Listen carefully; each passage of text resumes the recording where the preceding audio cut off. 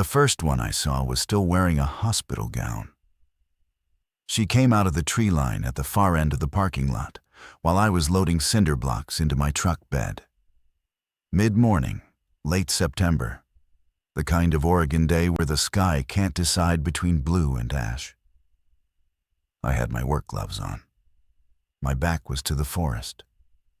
I heard the shopping cart first. Someone had left one near the trailhead, and it scraped across asphalt with that unmistakable rattle of metal finding a slope. I turned because I thought it was wind. It wasn't wind. She was maybe 60, barefoot. The gown was split down the back, and I could see the knobs of her spine. She moved with this hitching, off-rhythm gait, like someone walking on a leg they'd forgotten was broken. Her hands were at her sides, but her fingers were curled inward, tight, the way you hold something you're afraid to drop. There was nothing in them. I watched her cross 40 feet of parking lot and walk directly into the side of a parked Subaru. Not around it, into it. Her forehead hit the driver's side window and she stopped, pressed against the glass, and her mouth opened and closed twice without sound. Then she turned not toward me, not toward anything, and walked back into the trees at the same hitching pace. The whole thing took maybe 20 seconds. I put the last cinder block in the truck. I drove to the hardware store. I bought 8 more bags of hydraulic cement. That was September 19th. I didn't know what I'd seen. I'm not sure I wanted to. My name is Elliot Sharp, and I'd been building the shelter for 4 months by then, not because of the outbreak, not because I had foreknowledge, not because I was some kind of prepper genius. I built it because my brother Caleb walked into the Deschutes River on March 7th, and I needed something to do with my hands that wasn't drinking. Caleb was a hydrological engineer. 13 years at the Bureau of Reclamation, specializing in flow dynamics and sediment transport for the Cascade watersheds. He could look at a river and tell you what it would do in 50 years. He could look at a waterfall and calculate the erosion cavity behind the curtain down to the cubic meter. He left me his notebooks. 46 of them, college-ruled, filled with diagrams and calculations in handwriting so precise it looked printed. Notebook number 31 contained detailed measurements of a waterfall on BLM land, 19 miles east of Roseburg. Mossy Creek Falls, 62 feet of vertical drop over a basalt shelf, seasonal flow peaking in April and tapering to a steady curtain by August. Behind the curtain, Caleb had mapped a natural cavity 14 feet deep, 22 feet wide, 8 feet of clearance at the highest point. Basalt walls, natural drainage, a cavity carved by 10,000 years of water finding the softest line through stone. In the margin, in his handwriting, perfect, if you ever needed to disappear. I don't know if he meant me or himself. It doesn't matter. By April, I was hauling materials up a game trail with a handcart, and by June I'd poured a floor, framed 2 internal walls, and hung a vapor barrier across the mouth of the cavity behind the water curtain. I told no one. I had no one to tell. Caleb's ex-wife, Dana, had moved to Boise. Our parents were dead. My own marriage had ended 3 years earlier. No children, no acrimony, just the slow erosion of 2 people who'd forgotten why they'd chosen each other. The shelter was grief with a floor plan. I built it the way Caleb would have, consulting his calculations, respecting the water table, sizing the drainage channel so seasonal fluctuations wouldn't flood the interior. I ran a buried conduit from a spring 200 yards upstream for potable water. I carried in a wood stove. Pipe vented through a natural fissure in the basalt ceiling that Caleb had noted dispersed smoke across 60 feet of mossy rock face. From the outside, even from 20 feet away, you saw nothing. You heard the waterfall. You smelled wet stone and Douglas fir. The shelter didn't exist unless you knew the exact line to walk behind the curtain.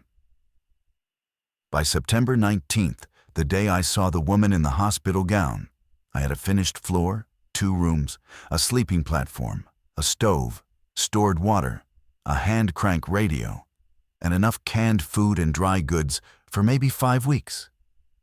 I also had no reason to use any of it. It was a monument, a cenotaph, a place to sit with Caleb's notebooks and pretend the work wasn't finished, because finishing it meant there was nothing left of him to build. Then the roads filled with the dead, and the monument became a lifeboat.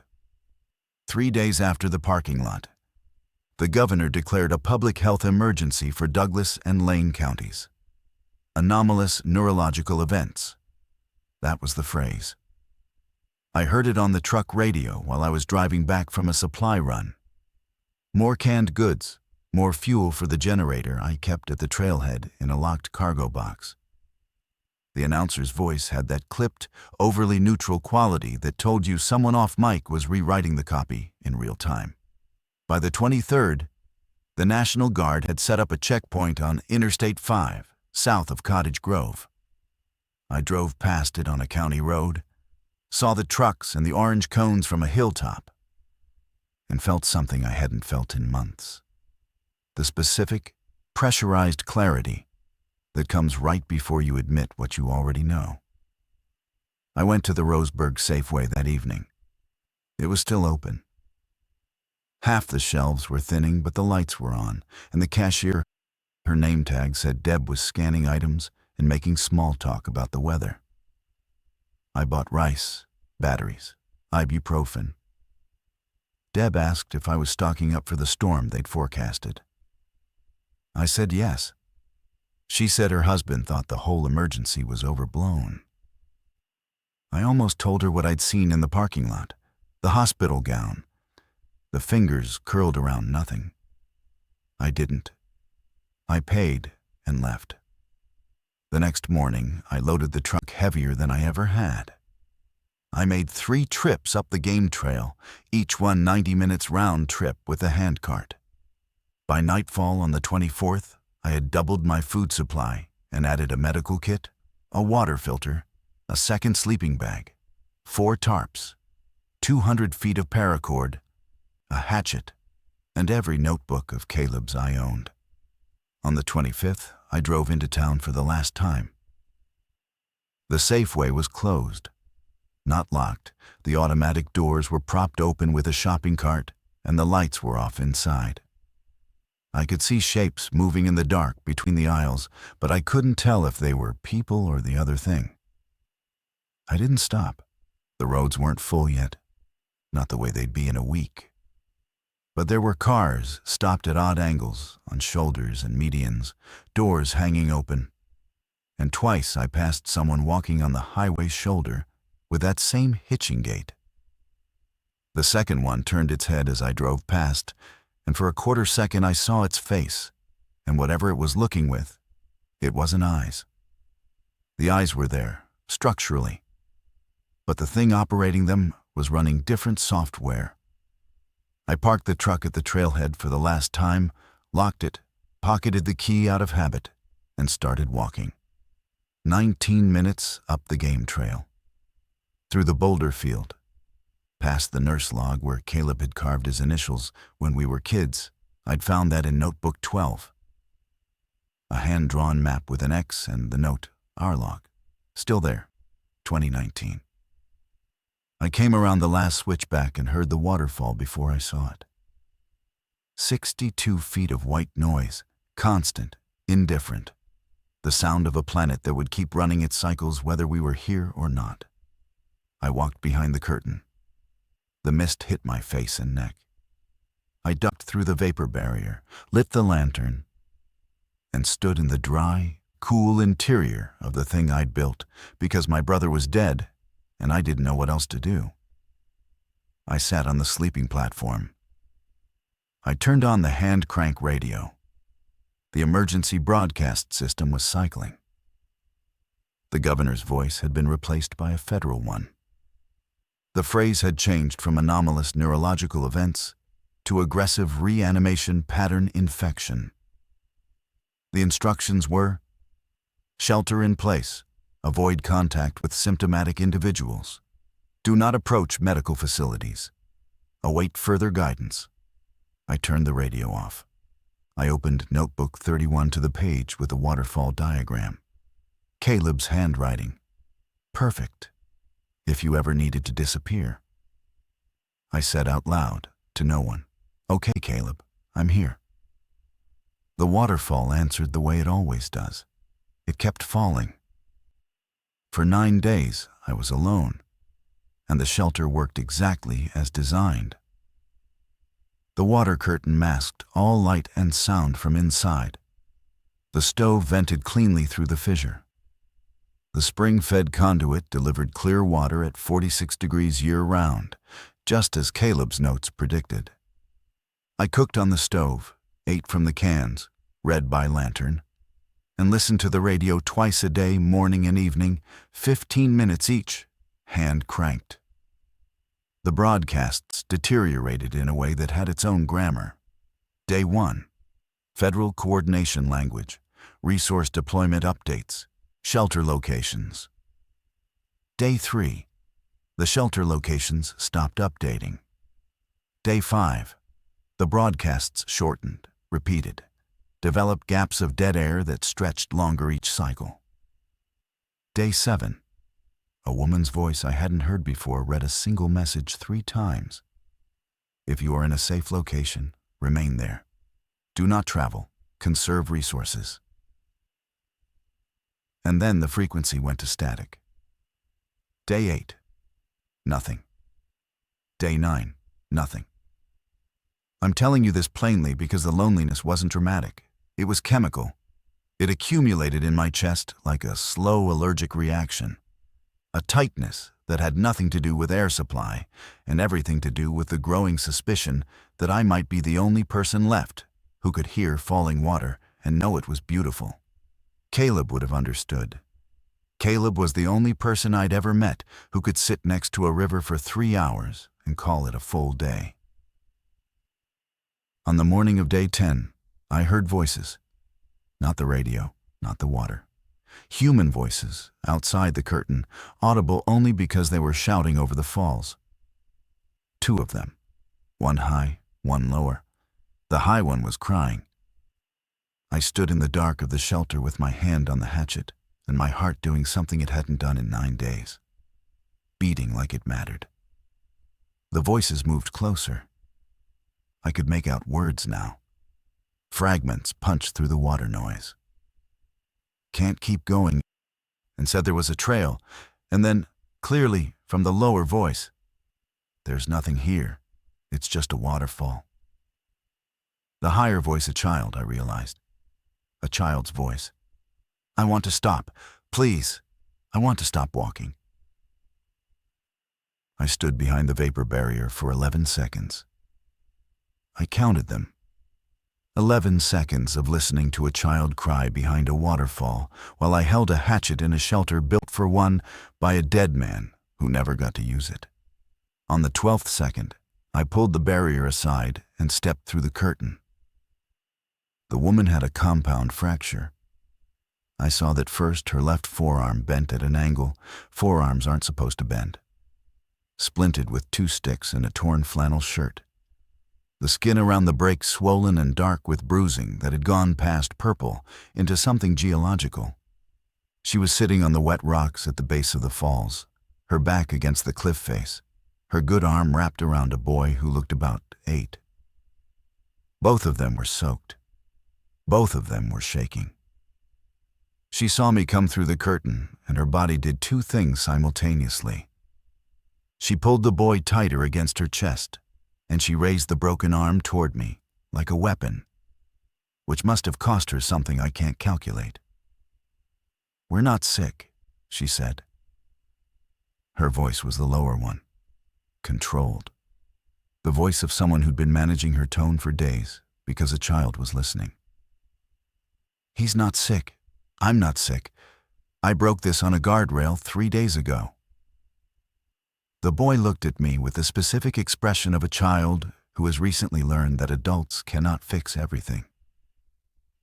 It's a different face than fear. It's the face after fear, when the organism starts recalibrating what the world actually is. "My name is Elliot," I said.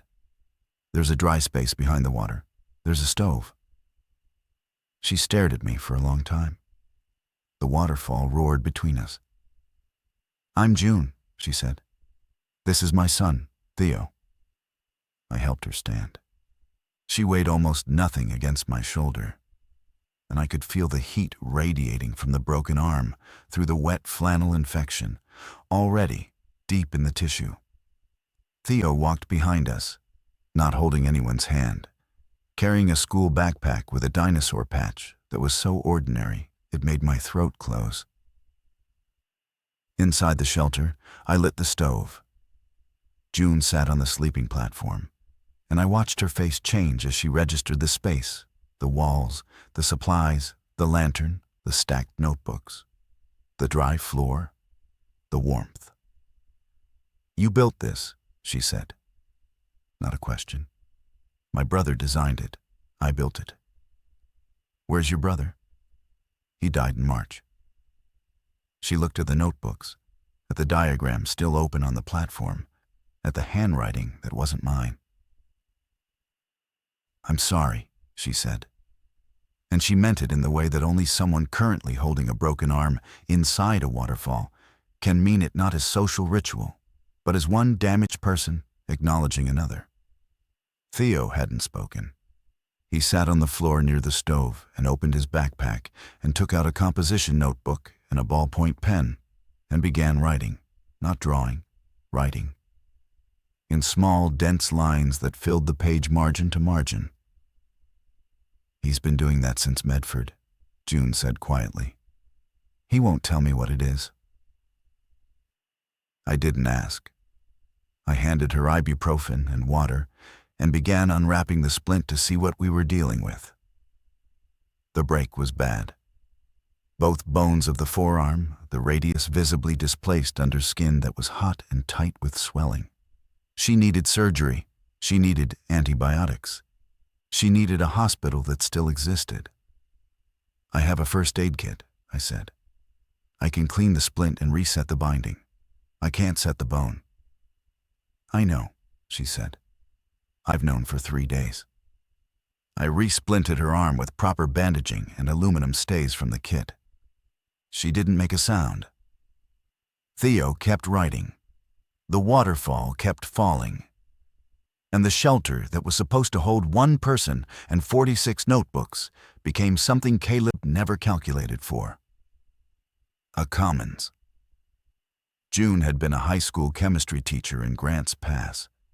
She and Theo had evacuated south toward the California border when the Grants Pass shelters were overrun on September 26, the same day I'd sealed myself behind the curtain. They'd driven until the highway became impassable outside Medford, then walked for 4 days through national forest, navigating by a topo map she'd grabbed from a gas station. She chose the direction she chose because the terrain rose, and rising terrain meant fewer people, and fewer people meant fewer of the other thing. She'd broken her arm on day 2 of walking, climbing over a highway guardrail in the dark. She'd splinted it herself while Theo held the flashlight. She hadn't slept more than 40 minutes at a stretch since. I learned all of this in pieces over the first 2 days, not in a single narration, but in the way real information moves between strangers sharing a small space during meals, during quiet, during the practical negotiations of who sleeps where and when. The shelter wasn't designed for 3. The sleeping platform held 2 if they didn't move. I slept on the floor near the stove. Caleb's notebooks migrated to a shelf I built from scrap lumber. The food calculation changed overnight. 5 weeks for 1 became 17 days for 3. And that was at reduced portions. On the second night, I told June the math. 17 days, she repeated. She was sitting up on the platform, her broken arm cradled against her ribs. Theo was asleep beside her, his composition notebook clutched to his chest. And then what? I don't know. Can you hunt? Not well. I can fish. There's a pool below the falls. 17 days plus fish. Maybe 30. Depends on yield. She was quiet for a while. The lantern was low and the stove ticked as it cooled. When you saw us, she said, you could have stayed behind the curtain. I could have. Why didn't you? I didn't answer her directly. Instead, I said, my brother built this place in his notebooks 20 years before I poured the first bag of cement. He mapped every measurement. He calculated the flow, the drainage, the smoke dispersal. 46 notebooks of a man designing a space to disappear into. And on the last page of the last notebook, the one he was writing in the week before he died, he wrote a grocery list. For 2. He'd started buying food for someone who was supposed to come with him. June looked at the notebooks on the shelf. He never told the other person, I said. Whoever it was. He built the whole thing alone and died alone, and the grocery list is still in there with items uncrossed. So you opened the curtain because your brother didn't. I hadn't thought of it that way until she said it. But she was a teacher. Teachers are translators. They find the sentence you were trying to write and hand it back to you, finished. Yeah, I said. I think that's why. Outside, the waterfall ran its 62-foot sentence without pause. Somewhere below the sound, if you listened at the wrong frequency, you could hear the world it was drowning out. Theo spoke to me for the first time on day 4. I was at the pool below the falls with a handline hook, sinker, a grub I'd found under a rotten log. The pool was deep and cold and full of shadows that might have been trout or might have been my own need to believe the water held something I could provide. I'd caught 1 small rainbow on day 3. Not enough. Theo appeared beside me on the rock. He moved quietly, the way children learn to move when noise has become dangerous. He sat down, opened his composition notebook, and wrote something. Then he tore the page out and handed it to me. In small, precise handwriting, neater than most adults, eerily controlled for an 8-year-old, he'd written, I know what they are. I saw one eat Mr. Garrison. Mr. Garrison was my bus driver. The one that ate him used to be Mrs. Linden from the library. I could tell because she still had her lanyard on. After she ate him, she stood in the parking lot and didn't move for a long time. I think she was confused about what she did. Or maybe that's not the right word. Maybe she was finished, like a program that ran out of instructions. I read it twice. I looked at Theo. He was watching the water with an expression that was neither afraid nor brave. It was the expression of someone who had processed a data set and arrived at a conclusion and was now waiting to see if the adult beside him had caught up. You've been writing all of this down, I said. He nodded. Since Medford? He shook his head. He held up 4 fingers. 4 days before Medford, since the bus. He nodded again. Can I read more? He thought about it. Then he took the notebook back, flipped to a specific page, and handed it to me open. The page was a table. Columns, handwritten but ruled with the edge of his pen cap. The headers read, date, location, number seen, moving or still, sound, Y/N, responded to us, Y/N, time of day, weather. He'd been cataloging them, 23 entries, each one filled in with the same precise handwriting, each one a discrete observation of an infected individual or group, recorded with the detachment of a field biologist. The last column was unlabeled. In it, for every entry, he'd written a single word. Sometimes it was a name, Mrs. Linden, Coach Davis, mail lady, Sometimes it was a description: tall man in brown coat, girl about my age with red shoes. He was tracking who they used to be. I handed the notebook back. My hand line jerked, and I missed the fish because I was looking at an 8-year-old who'd invented his own scientific method to make the apocalypse legible. Your mom know about this? He shook his head. Why not? He wrote on a fresh page. She already knows what they are. She doesn't need the numbers. I do. I understood that perfectly. Caleb would have too. Some people need the river. Some people need the measurements of the river. The water's the same either way. On day 6, the first one found the falls. I don't know if it followed the game trail or came through the forest on its own pathless logic. It emerged from the tree line at the base of the canyon around midday. A man, or what had been a man, wearing a postal uniform with the sleeves torn off. He walked to the edge of the pool and stood there, swaying slightly, his head tilted at an angle that suggested his neck no longer operated on the same mechanical principles as a living spine. I was on the rocks above the pool, hand line in the water. I froze. Not from training from the same paralysis that locks every mammal in place when the predator equation flips and you realize you're on the wrong side of it. He stood at the pool for 4 minutes. I know because Theo, crouched behind me on the ledge, he'd followed me again, was timing it in his notebook. The thing in the postal uniform stared at the water. Then it turned its head toward the falls.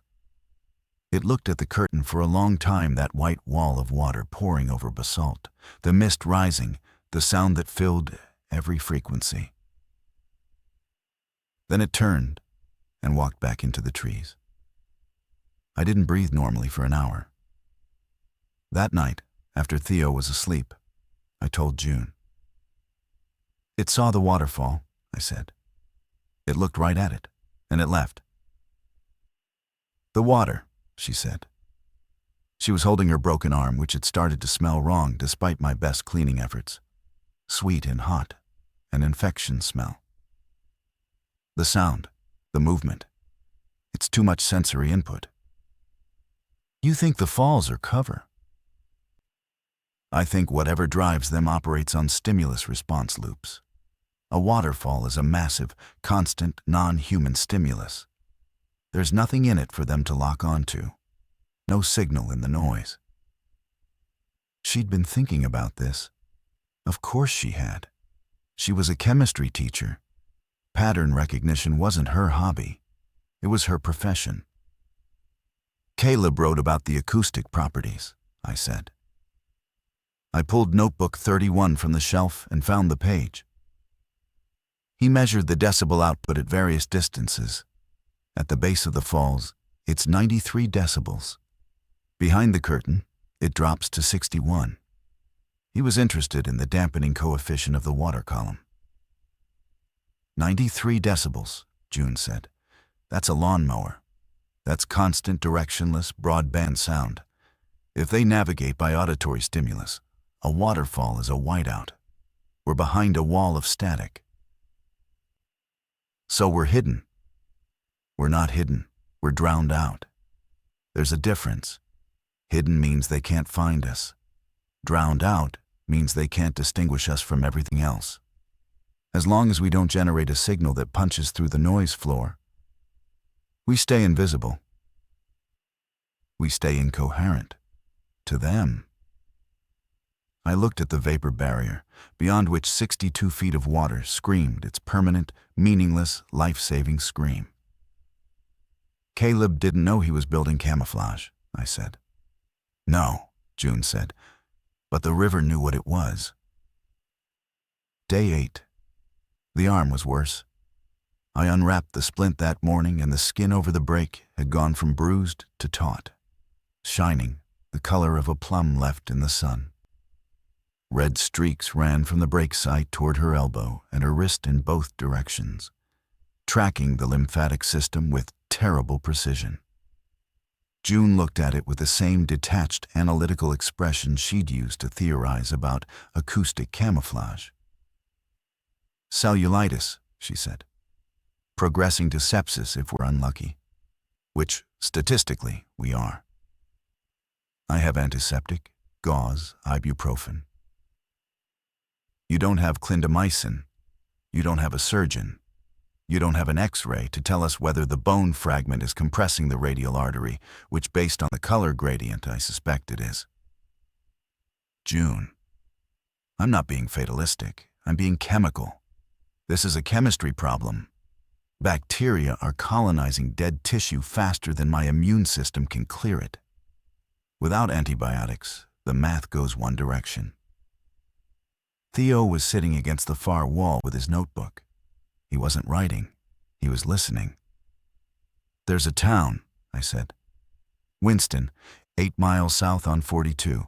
A pharmacy, maybe a clinic." 8 miles through what? I didn't answer because we both knew through what. "You'd have to leave us here," she said. You'd have to leave us here and walk 16 miles round trip through territory you haven't scouted in 10 days. Enter a town that may or may not be overrun. Locate a pharmacy that may or may not be intact. Identify the correct antibiotics, which, for the record, are clindamycin 300 milligrams capsules or cephalexin 500 milligrams as a backup, and return before dark. Because if you're outside this curtain after dark, you're a signal in a silent landscape." "I know." "And if you don't come back, Theo and I are in a sealed cave with 17 days of food and no way to fish, and my arm turning into a biohazard." 12 days now, I recounted. She almost laughed. It came out as a short exhalation through her nose, the ghost of humor. 12 days, even better. Theo stood up. He walked to me, opened his notebook to the observation table, and pointed to the column he'd been maintaining. In the last 6 days, since they'd arrived, he'd added 11 new entries, all observed from the rocks above the pool during our fishing sessions. Each one noted the time, direction of approach, duration of pause at the water, and direction of departure. Every single one had departed south. "They're moving south," I said. Theo nodded. He flipped to a new page where he'd drawn a map rough but spatially coherent of the canyon, the trail, the road, and the town of Winston.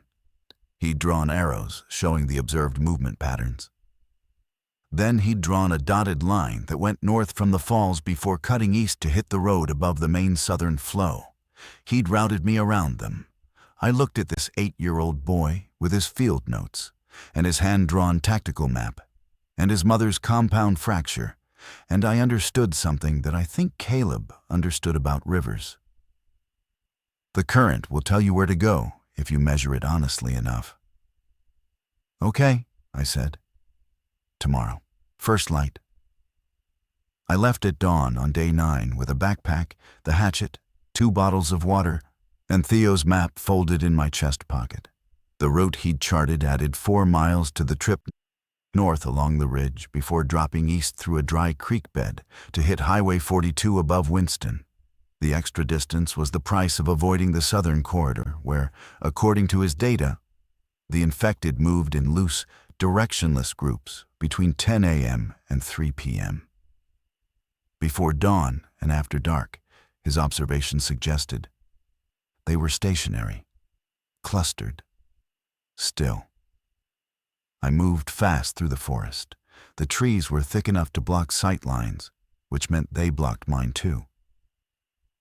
Twice I stopped and stood motionless for minutes at a time, listening for the hitching gait, the sound of a body moving through undergrowth without bothering to avoid branches. I heard nothing but birds. The birds were still singing. I didn't know what to make of that. I hit the highway at 7:40 a.m.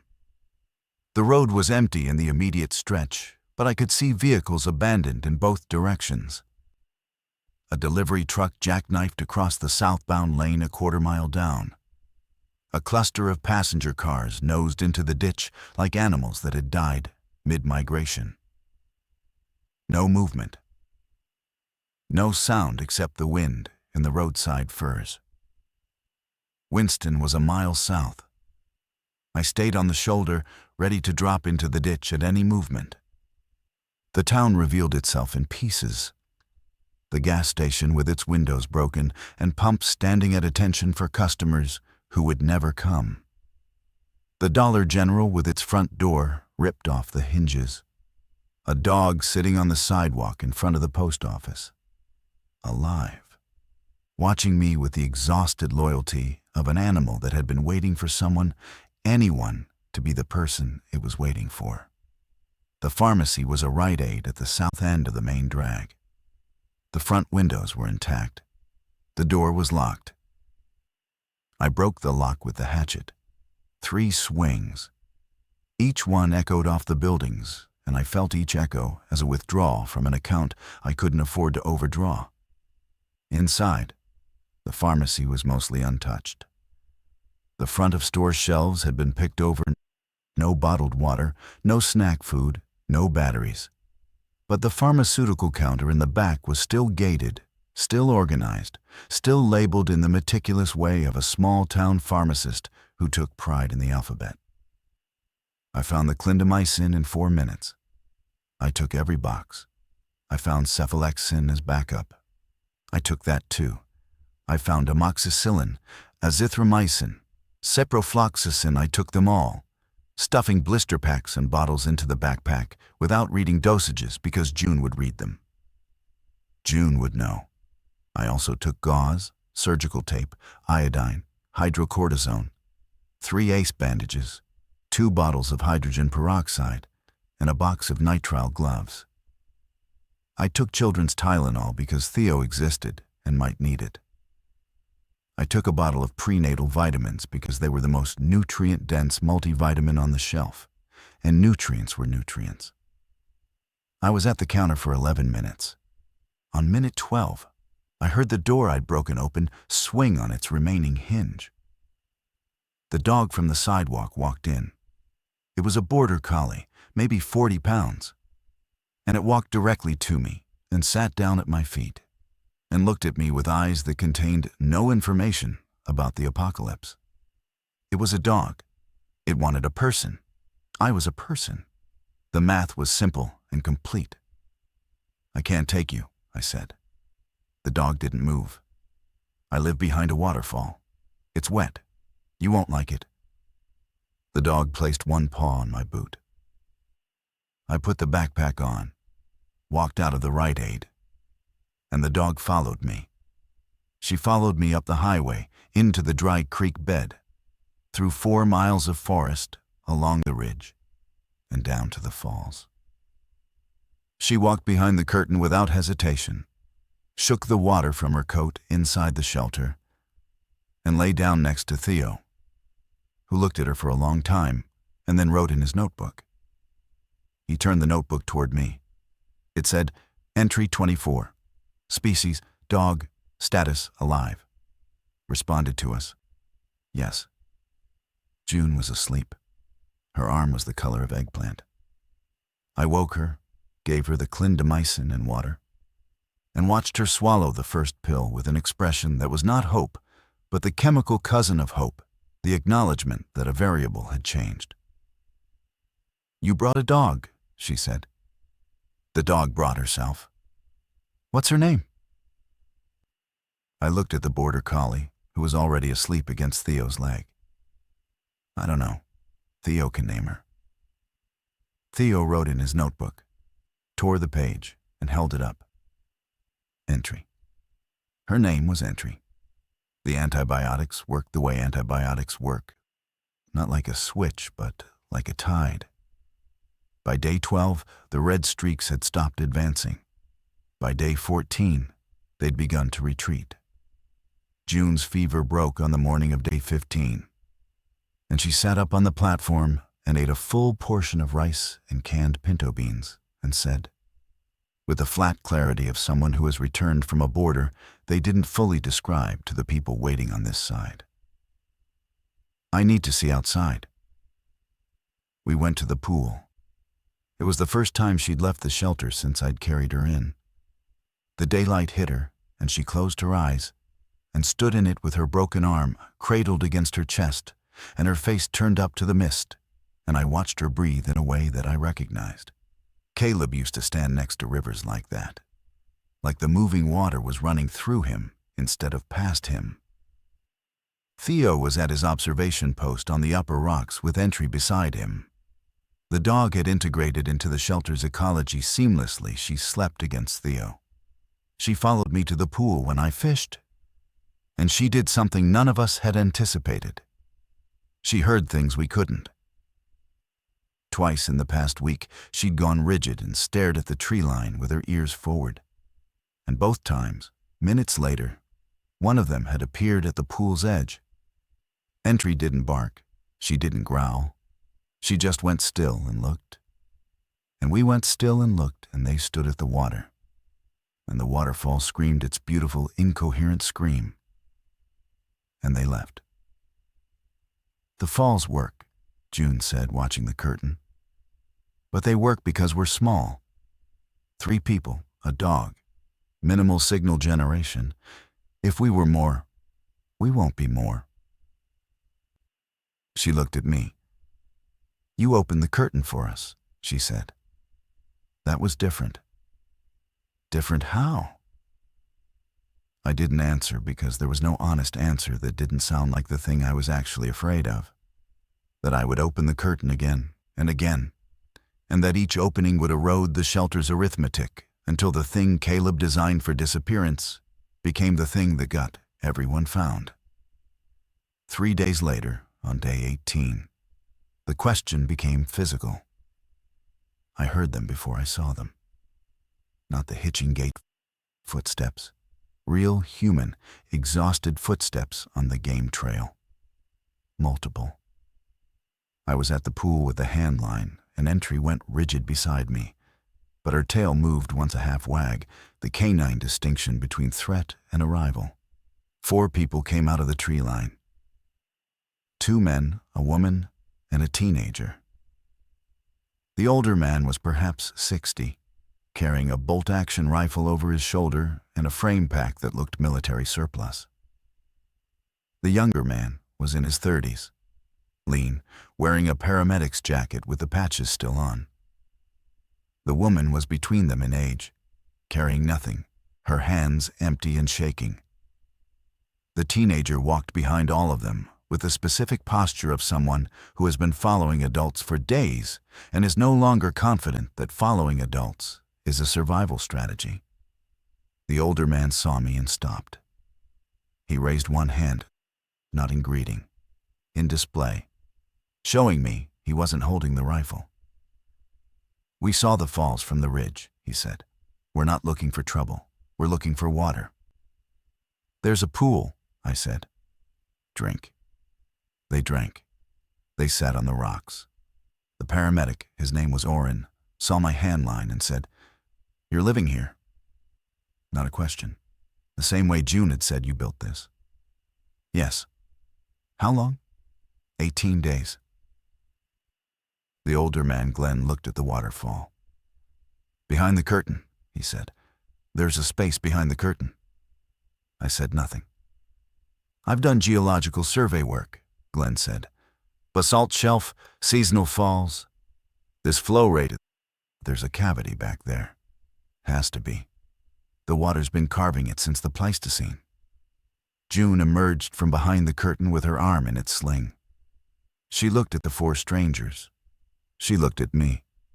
Her face performed the same calculation mine had, the arithmetic of the closed system versus the morality of the open hand. 12 days of food, she said quietly to me. For 3. 5 days, I said. For 7. We looked at each other across the math. Glenn, Oren, Nessa, and the teenager Alma moved into the space behind the falls on day 19. I didn't make a speech. June didn't make a case. What happened was simpler and less noble. Oren looked at June's arm, unwrapped the splint without asking, and said, "The bone's setting wrong. I can re-break and position it if you have something she can bite down on. If I don't, she loses the hand in 6 weeks." June looked at me, and in her expression was not the argument for inclusion, but the receipt for it. The answer was already physical, already walking through the curtain, already re-breaking her arm with a sound I can still hear whenever a branch snaps underfoot. The shelter expanded because it had to. And what I lost was the thing I'd built it to hold. Caleb's cavity was 14 feet deep and 22 feet wide. For 3 people and a dog, it had felt spacious. For 7 people and a dog, it was a compression chamber. Glenn immediately reorganized the sleeping arrangements platform for June and Theo, ground pads for everyone else, rotation schedule so that no more than 5 bodies were inside at any time. He did this without asking me. He did it because he was the kind of man who entered a space and began optimizing it. And because in a group of 7, the person with the most structural competence defaults to authority, whether anyone votes or not. I let him. I let him because the shelter was never mine. It was Caleb's design, my labor, and now it was a commons. And a commons doesn't have an owner. It has a history. But the food was real. 5 days of food for 7 people. Even with fish from the pool, and I was catching 2 to 3 small trout per day. Not enough protein for 7. We were burning through cans at a rate that turned the future into a wall I could see approaching. On day 20, Oren and I went hunting. He'd done field medicine in the army and knew how to move through terrain quietly, though his reasons for knowing had been different. We ranged east, away from the southern migration corridor Theo had mapped, and found a deer trail with fresh sign. I don't hunt well. Oren doesn't hunt at all. But Glenn had given us the rifle and 3 rounds, and at dusk, I put a bullet into a black-tailed doe from 40 yards, not a clean shot, a lung shot, and she ran for 200 yards before she dropped. And I knelt beside her and felt the specific weight of taking a life that wasn't trying to end mine. We dressed the deer in the field, packed out what we could carry, and made it back to the falls after dark. That night, 7 people and a dog ate venison cooked on a stove behind a waterfall. And for 20 minutes, nobody spoke, because mouths were doing something more important. Glenn drew maps. Oren organized the medical supplies into a system. Nessa, who had been almost silent since arriving, turned out to have been a machinist in Coos Bay. And she looked at the shelter's structure with the same evaluative eye Glenn had brought to the sleeping arrangements. She found the stress points I'd missed: the vapor barrier's attachment to the basalt, the stovepipe joint where condensation was weakening the seal, the drainage channel where sediment was building up.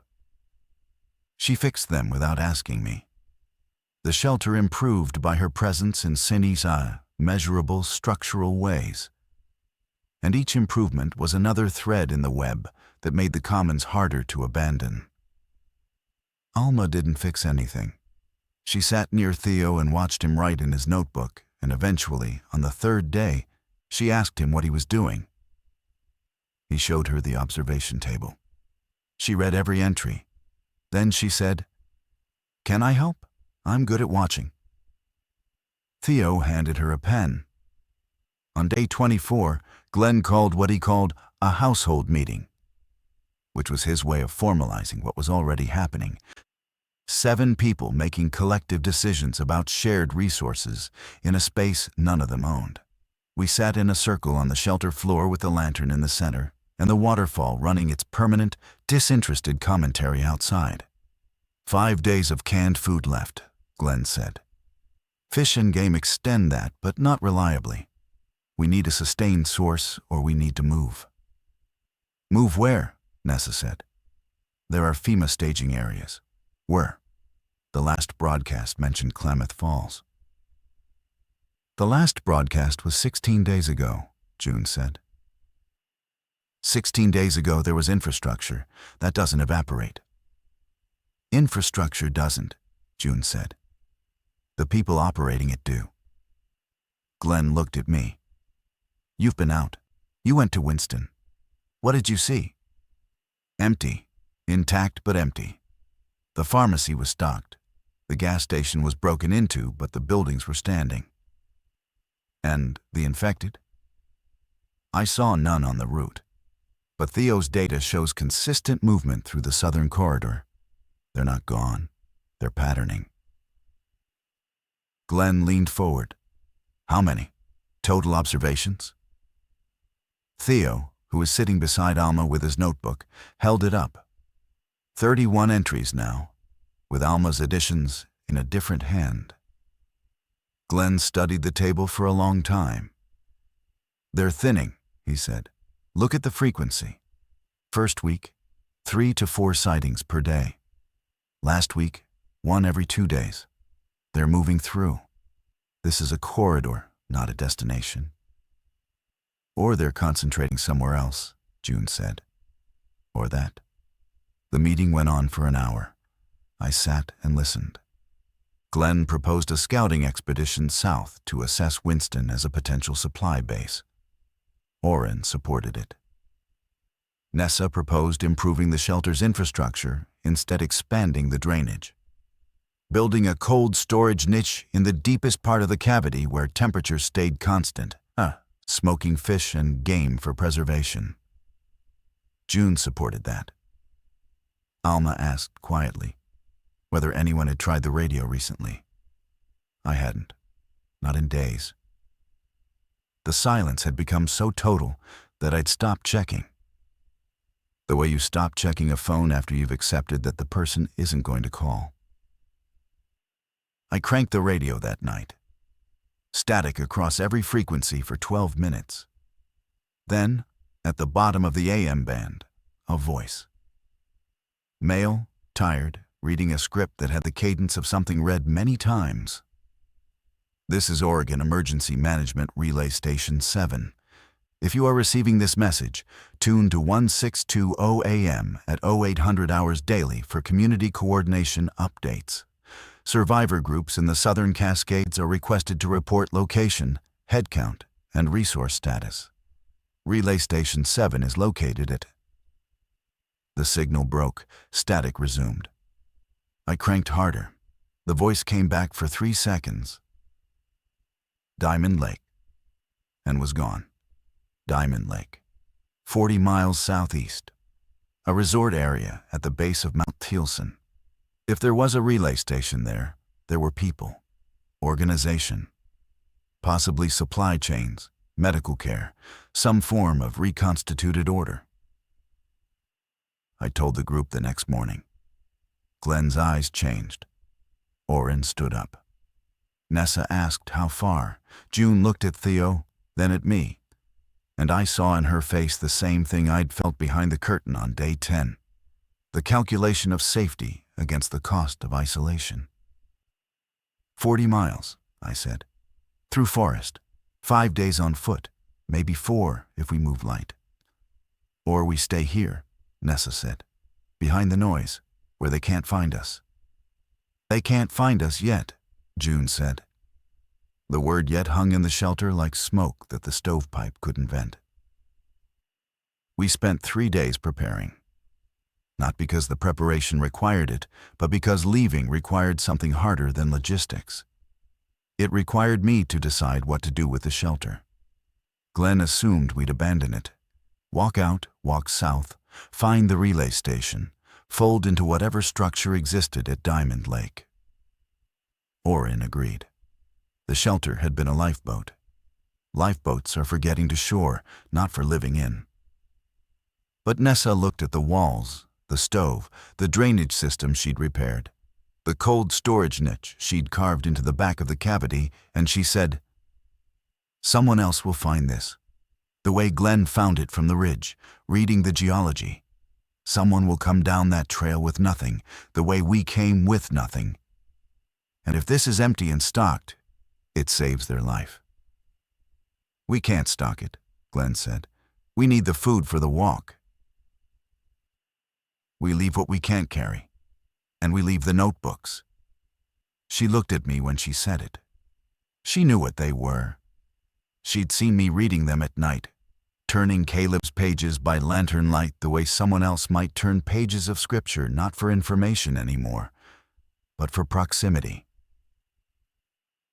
The notebooks stay, I said. And then I said something I hadn't planned to say, something that came from the same place that had opened the curtain on day 10. The shelter stays, all of it. We leave the stove, the tools, the water system, the vapor barrier. We leave it operational, and we leave a note explaining how everything works. You'd give it away, Glenn said. It was never mine. He looked at me for a long time. Then he nodded once, the way men nod when they've recognized something they don't need to name. I spent that evening writing the note. I wrote it on the last clean pages of Notebook 46, Caleb's final notebook, the one with the grocery list for 2.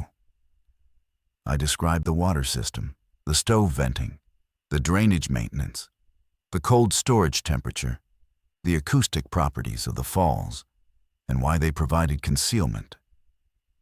I described Theo's observation data and the southern migration corridor.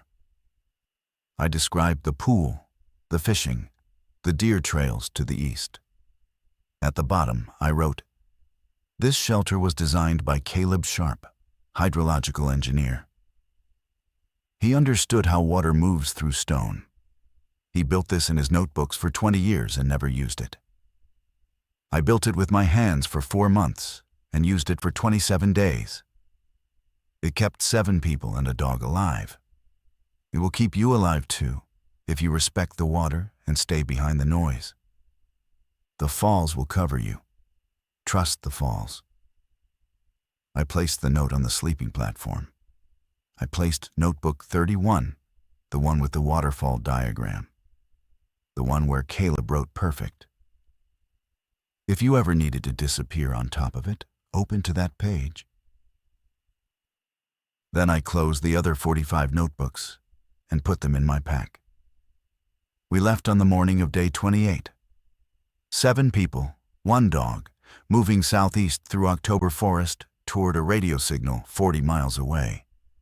Glenn on point with a rifle, Oren behind him, Nessa and Alma in the middle, June and Theo behind them, Theo with his composition notebook in one hand and Entry's collar in the other. Me at the rear, carrying 45 notebooks and looking back once, only once, at the white curtain of water pouring over basalt, hiding a room that wasn't mine and never had been. The walk took 5 days. I won't narrate each one as though the days were structurally distinct. They weren't. Forest is forest. Footfall is footfall. The variation was in the encounters, and there were 3. On day 2, we crossed a logging road and found a pickup truck with its engine still running, the fuel gauge on, empty, the cab vacant. The driver's side door was open, and there was a smear on the road that started at the door and ended at the ditch and continued into the trees. Entry smelled the smear and sat down and didn't move until we'd crossed to the other side. On day 3, we saw a group of 11. They were in a meadow a quarter-mile east of our route, standing in a loose cluster, motionless, facing no particular direction. Theo counted them. Alma wrote the entry. We altered course west by 200 yards and passed without being perceived. The waterfall's lesson held. In a world of stimuli, stillness and distance are their own camouflage. On day 4, one of them was on the trail. It had been a young man. He was sitting against a Douglas fir with his legs extended across the path. And at first, I thought he was dead, fully dead. The second kind. The kind that stays. But as we approached, his head lifted. Not fast, not aggressive. He looked at us the way a very old person looks at visitors, acknowledging presence without interpreting it. Glenn raised the rifle. "Don't," June said. "He's in the path." "He's not moving. Go around." We went around. Wide, 15 feet of clearance. The young man's head tracked us the way a flower tracks the sun, slow, involuntary, driven by something that wasn't cognition. As I passed him, I saw his hands. They were in his lap, palms up, fingers relaxed, not curled around nothing. Open, as if he'd been holding something and set it down and forgotten what it was. Theo wrote the entry without stopping. Day 4, trail 1, still, no sound. Responded, yes, slow. Weather, overcast. Used to be, someone my age's older brother maybe. We reached Diamond Lake on the evening of day 5. The relay station was real. It was operating out of the Diamond Lake Resort Lodge, a timber and stone building on the north shore. Fortified with vehicles and felled trees. A radio antenna on the roof fed by a generator I could hear running from half a mile away. There were people. 30, maybe 40. They had a medical tent, a food distribution system, and a fence line that was ugly and imperfect and beautiful. The way all imperfect things built by frightened people in a hurry are beautiful. A woman with a clipboard met us at the perimeter.